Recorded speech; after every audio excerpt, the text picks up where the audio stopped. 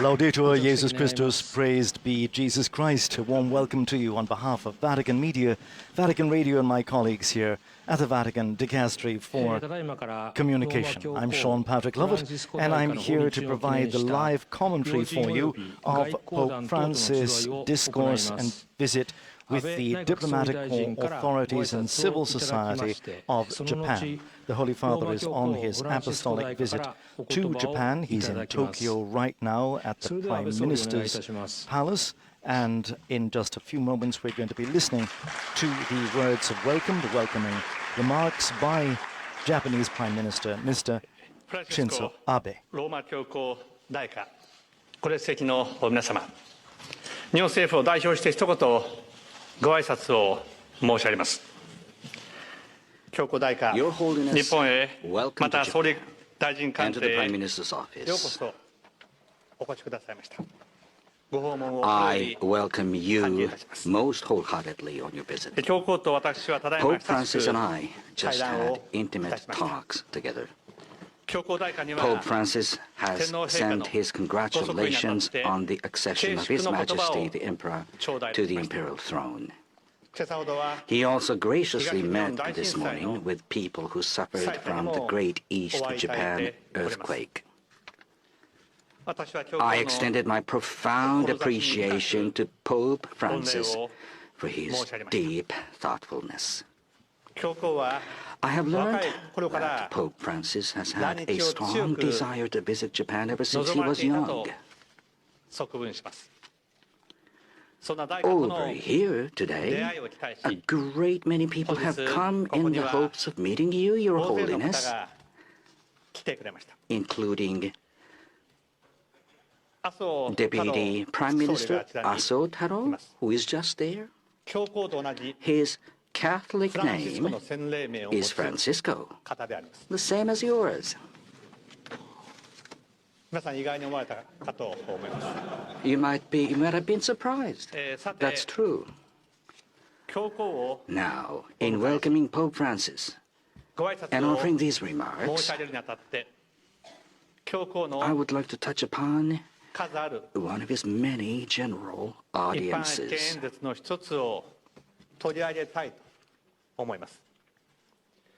It was a speech at the Vatican on January 15, 2014. In it, Pope Francis referred indirectly to a historical occurrence that took place in Japan. It is something that happened about 150 years ago, on March 17, 1865. Some people unexpectedly came to visit the church that had just been constructed in a place called Ora in Nagasaki. Men and women with children in tow. They numbered a dozen or so in all. They hailed from a place called Urakami. The priest, Father Bernard Petitjean, prayed earnestly as they watched. Before long, a woman emerged from the group and approached him. And to him she asked the question, where is the statue of Sancta Maria? Those words must have been quite a cause of astonishment for Father Petitjean, who wrote out in a letter he sent to Paris the very next day the Romanized version of the Japanese he heard.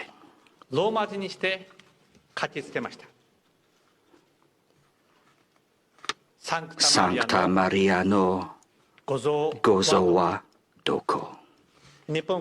Until that day, about 220 years had passed since Japan had last had any Catholic priests. It was the miraculous moment when it first came to light that there were people of endurance who had continued to follow their beliefs in the midst of persecution beyond description. It is said that a certain teaching had been handed down in that community which had survived by mutually helping and encouraging each other.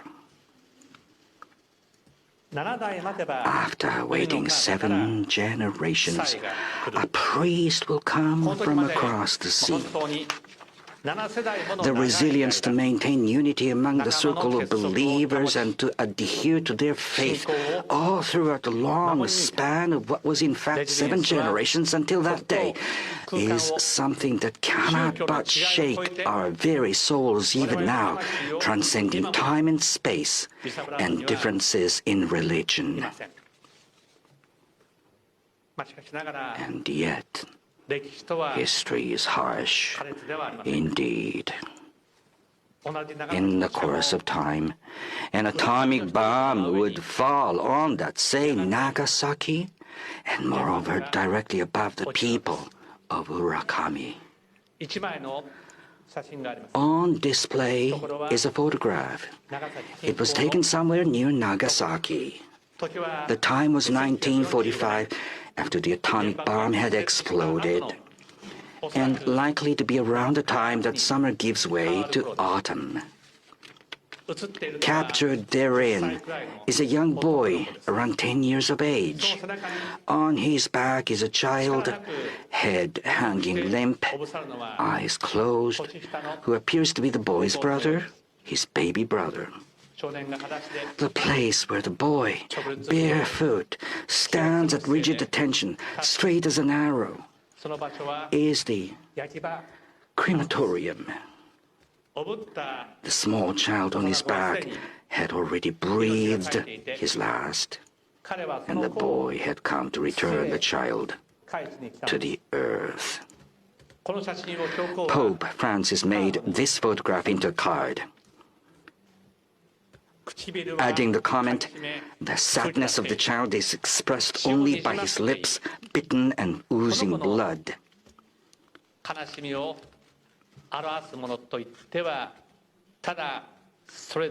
Pope Francis widely distributed this card, inscribed with the words, "The fruit of war," followed by his signature. That very same photograph was used at the place where Pope Francis offered prayers yesterday in Nagasaki.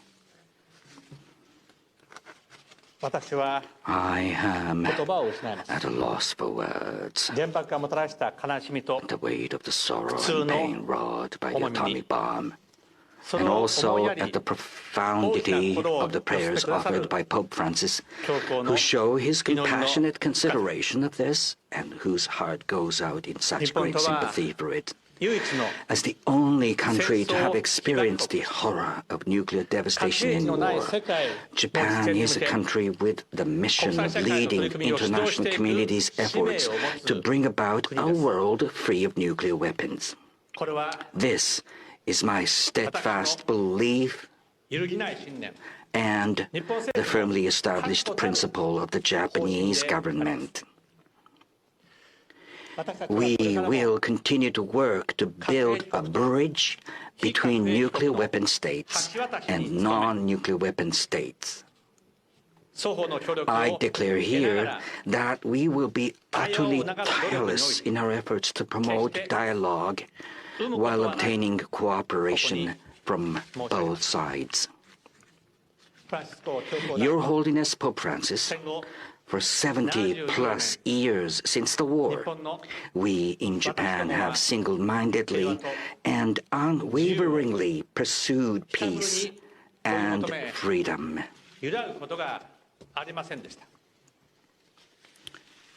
It was the late Ogata Sadako, who served as United Nations High Commissioner for Refugees, who spread to the world the thinking that the most important thing is to strengthen each individual human being and enable each and every one to dream big for the future. Japan has continued to cultivate young people who believe this, and not only believe it, but also demonstrate it through action. I, for one, and indeed a great many Japanese, take pride in this fact. Now, at this very moment, Japan Overseas Cooperation volunteers are in the most impoverished areas around the world carrying out their activities. These are young people who, thanks to their innate tenacity, even if they come down with malaria, will spare no effort to provide hope to the poor, those in weak positions, women, and children.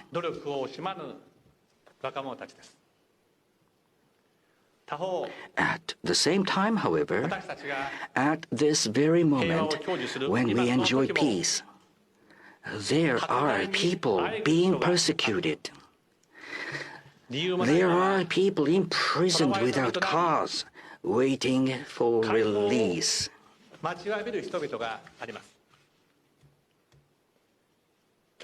In the same way that Pope Francis says, proteger toda vida, protect all life. We must not forsake anyone in the depths of such kinds of despair. We who respect freedom and cherish human rights must, without fail, rescue people who cannot see the light of hope and can find only despair.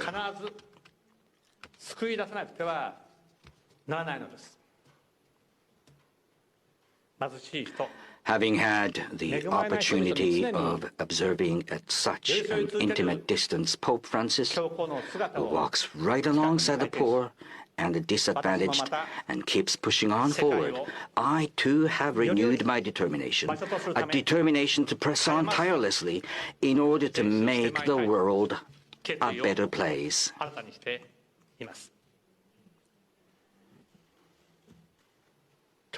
I will end my remarks by quoting some lines by Pope Francis.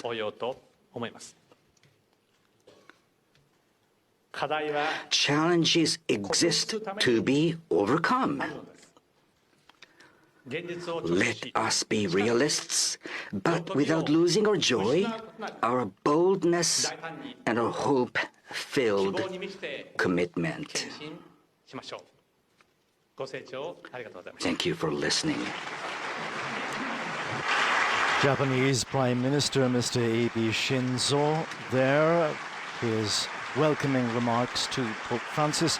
The voice you heard was the voice of his official translator coming to us directly from the Kantei building, which is the palace where the Prime Minister has his office in Tokyo. We now listen to our own Holy Father, Pope Francis, reminding you that you are joining us live for this broadcast of the Pope's meeting with authorities, civil society, and the diplomatic corps here in Tokyo, Japan.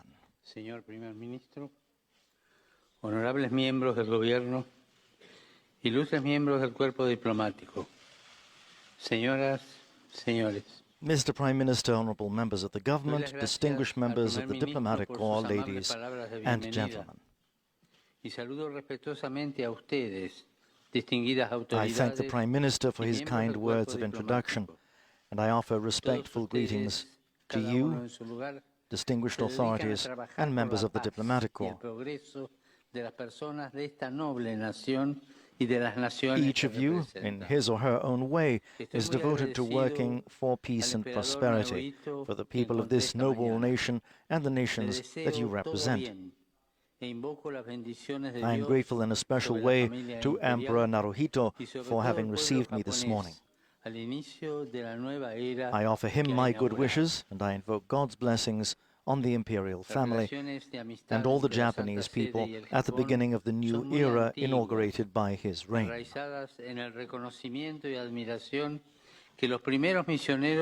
The friendly relations existing between the Holy See and Japan are long-standing and rooted in the appreciation and admiration felt by the first missionaries for this land. We have only to recall the words of the Jesuit Alessandro Valignano, who in 1579 wrote, "Whoever wishes to see what our Lord has bestowed upon man need only come to Japan to see it." Historically, many contacts and cultural and diplomatic missions have fostered this relationship and helped to surmount moments of tension and trouble. These contacts have gradually taken on institutional form for the benefit of both parties.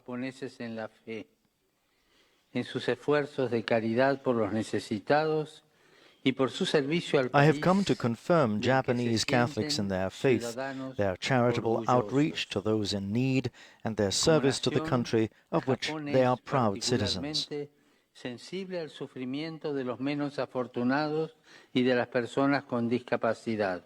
As a nation, Japan is particularly sensitive to the suffering of those less fortunate, the handicapped, and the disabled. The theme of my visit is Protect All Life, in the recognition of its inviolable dignity and the importance of showing solidarity and support to our brothers and sisters in any kind of need.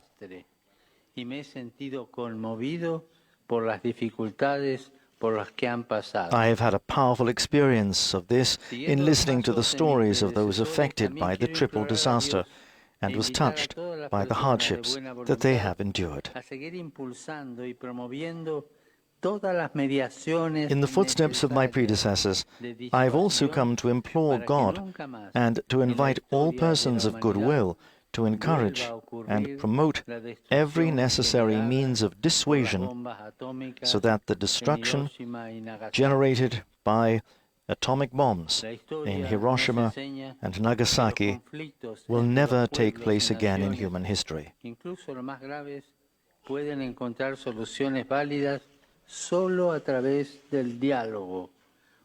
History teaches us that conflicts and misunderstandings between peoples and nations can find valid solutions only through dialogue, the only weapon worthy of man and capable of ensuring lasting peace.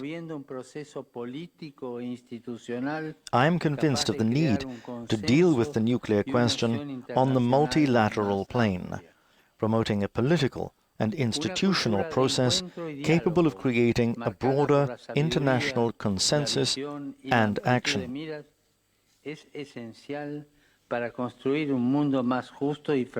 A culture of encounter and dialogue, marked by wisdom, insight, and breadth of vision, is essential for building a more just and fraternal world.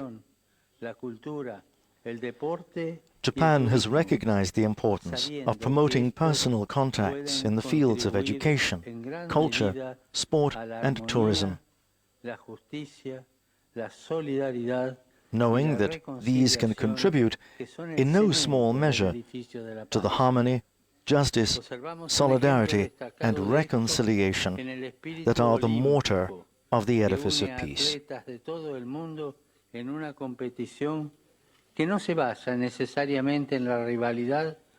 We see an outstanding example of this in the Olympic spirit, which unites athletes from throughout the world in a competition based not necessarily on rivalry, but rather on the pursuit of excellence.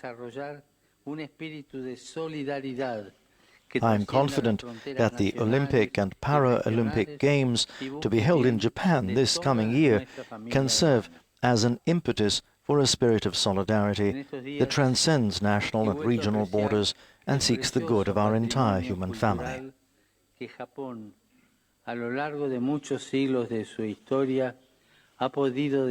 In these days, I have experienced and have come to esteem once more the precious cultural heritage that Japan, throughout many centuries of its history, has been able to develop and preserve, and the profound religious and moral values that characterize this ancient culture. Good relations between the different religions are not only essential for a future of peace, but for training present and future generations to cherish the ethical principles that serve as the foundation for a truly just and humane society.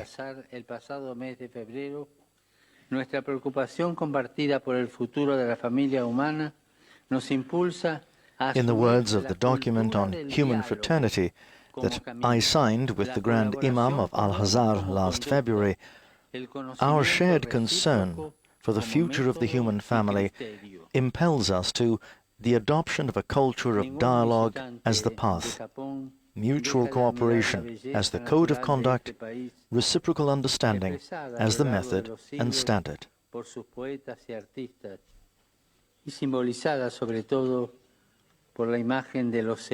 No visitor to Japan can fail to be moved by the sheer natural beauty of this country, long celebrated by its poets and artists, and symbolized above all by the image of the cherry blossom.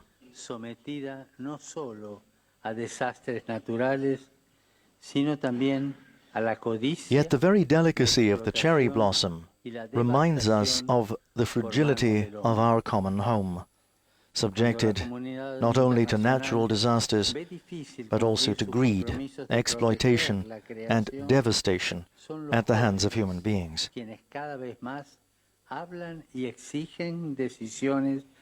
As the international community struggles to honor its commitments to protecting creation, it is the young who are increasingly speaking up and demanding courageous decisions. They challenge us to see that the world is not a possession to be squandered, but a precious legacy to be handed down. For our part, we owe them real answers, not empty words, actions, not illusions. In this regard, an integral approach to the protection of our common home must also consider its human ecology. A commitment to protection means confronting the growing gap between rich and poor in a global economic system that enables a select few to dwell in opulence, while the majority of the world's population lives in poverty.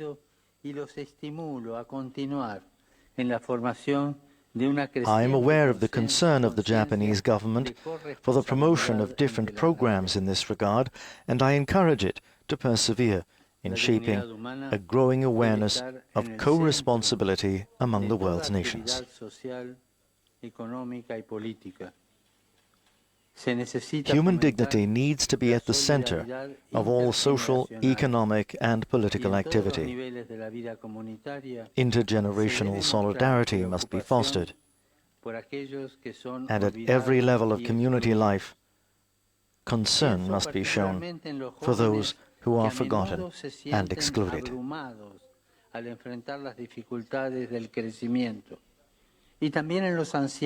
I think particularly of the young, who so often feel overwhelmed in facing the challenges of growing up, the elderly and the lonely, who suffer from isolation. We know that, in the end, the civility of every nation or people is measured not by its economic strength, but by the attention it devotes to those in need, and its capacity to be fruitful and promote life.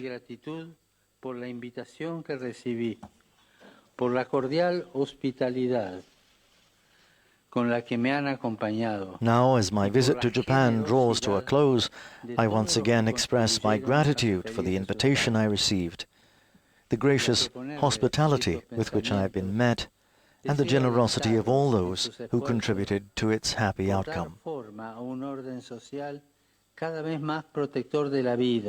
In presenting these thoughts for your consideration, I wish to encourage you in your efforts to shape a social order ever more protective of life, ever more respectful of the dignity and rights of each member of our human family. upon you and your families and all those whom you serve. I invoke an abundance of divine blessings. Thank you very much.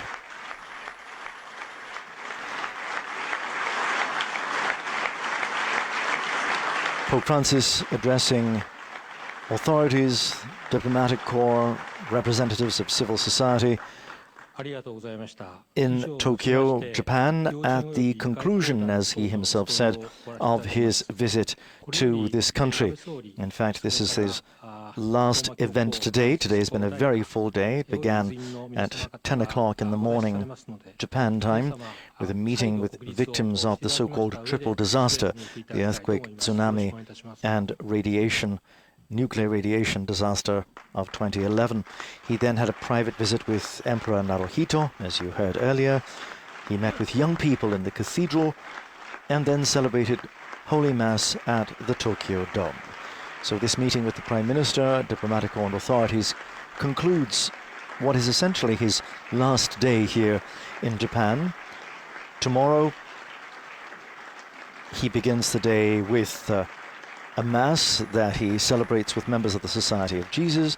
He will then pay a visit to the elderly and infirm priests at Sophia University and visit that university before he leaves for the airport to return to Rome.